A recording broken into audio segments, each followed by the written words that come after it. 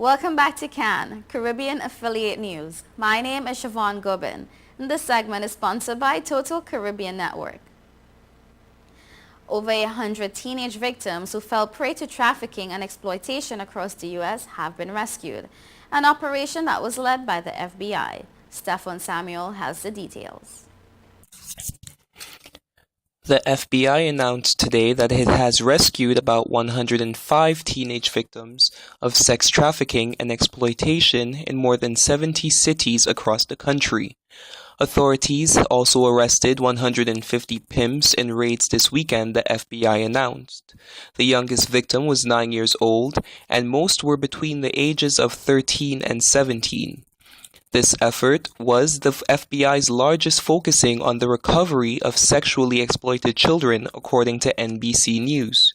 Pimps prey on vulnerable children with a history of abuse, low self-esteem, and little social support, officials said Monday. "We must remember that these children are victims," said John Ryan, CEO of the National Center for Missing and Exploited Children. They're too young to consent to having sex. These pimps sell them on streets in every city in America. Pimps and gangs sometimes use social media to recruit young people into prostitution and sex trafficking in affluent areas. Officials also pointed to Backpage, the controversial website owned by Village Voice Media that has come under fire for its large share of prostitution ads. The FBI and Department of Justice used this website to recover some of the children involved in sex trafficking. The pitches tend to be, girls are enticed with compliments or offers. They do want to make some money, said Ronald Hosko, Assistant Director of the FBI's Criminal Investigative Division. Then they are trapped into this cycle that involves drugs, that involves physical abuse. It may involve torture. I'm Stefan Samuel, reporting for Caribbean Affiliate News. For generations, homosexuality has largely been a taboo topic for the Vatican, ignored altogether or treated as an intrinsic moral evil, in the words of the previous pope. In that context, brief remarks by Pope Francis suggesting that he would not judge priests for their sexual orientation made aboard a papal airplane on the way back from his first foreign trip to Brazil resonated through the church. Never veering from church doctrine opposing homosexuality, Francis did strike a more compassionate tone than that of his predecessors, some of whom had largely avoided even saying the more colloquial gay. If someone is gay and he searches for the Lord and has goodwill, who am I to judge? Francis told reporters, speaking in Italian but using the English word gay. Francis's words could not have been more different from those of Benedict, who in 2005 wrote that homosexuality was a strong tendency ordered toward an intrinsic moral evil and an objective disorder. The church document said men with deep-seated homosexual tendencies should not become priests. Vatican experts were quick to point out that Francis was not suggesting that the priest or anyone else should act on their homosexual tendencies, which the church considers a sin. But the fact that he made such comments and used the word gay was nevertheless revolutionary and likely to generate significant discussion in local dioceses where bishops are divided over whether to accept priests who are gay. Francis also told reporters that while Pope John Paul II had definitely closed the door to female priests, he sought a theology of women and a greater role for them in Catholic life, news reports said. The Pope's comments on homosexuals and women in the church were yet another sign of the different directions from which Benedict and Francis approach doctrine. While Benedict, the shy theologian, focused more on ethics and advocated a purer church, even if it might end up being smaller, Francis was elected for his belief that the Catholic Church must engage in dialogue with the world, even with those it disagrees with, if it wants to stay vibrant and relevant. And I quote, "At a certain point, tone becomes substance if it's seen as revitalizing the prospects of the church," said John L. Allen Jr., a Vatican expert at the National Catholic Reporter.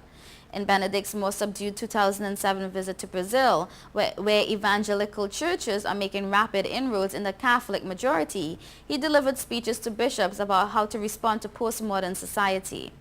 In contrast, Francis spoke on the beach, engaged with the masses, and was greeted like a rock star by followers entranced by his approachable style and homespun folksy adages. More than 1 million people gathered for an open-air mass at the Copacabana beach on Sunday. At one event, bishops danced on stage to upbeat music. The spectacle was clearly aimed at competing with evangelical churches that have a more pop style. Defying protests, the British government said yesterday it will go ahead with a pilot plan to curb illegal immigration by demanding that visitors from 6 of its ex-colonies post a cash bond to obtain visas. An email from the Home Office to the Associated Press confirmed that the plan would focus on countries with a high proportion of visa overstayers and examine ways of using the proceeds of forfeited bonds to ease the burden illegal immigrants put on public services. The department confirmed reports that began circulating last month that the bonds could amount to €3,000 per visit, but said the sum hadn't been fixed nor a date set for implementation. The 6 countries targeted are Ghana, India, Pakistan, Bangladesh, and Sri Lanka, as well as Nigeria, whose population of 160 million is Africa's biggest and whose protests have been strongest. When reports of the plan emerged, Nigerian Foreign Affairs Minister Olugbenga Ashiru called in the British ambassador last month to express strong displeasure over the discriminatory policy.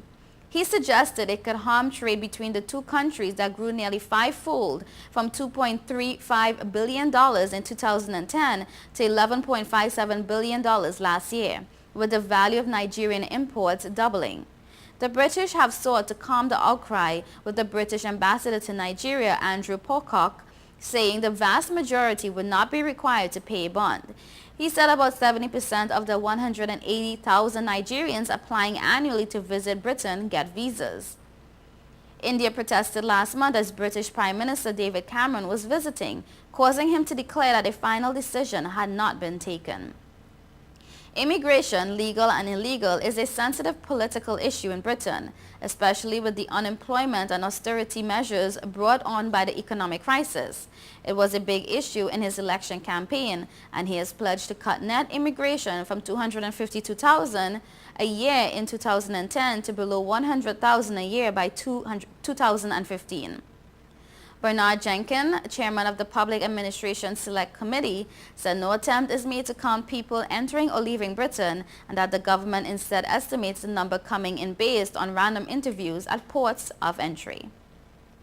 You are watching Caribbean Affiliate News. Stay tuned.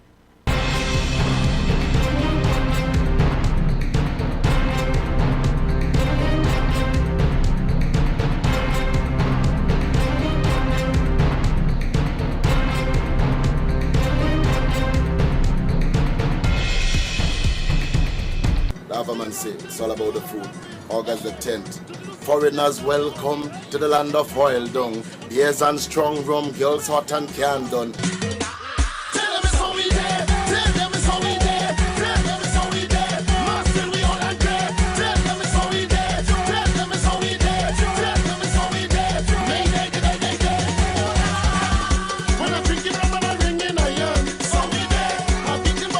It's all about the food.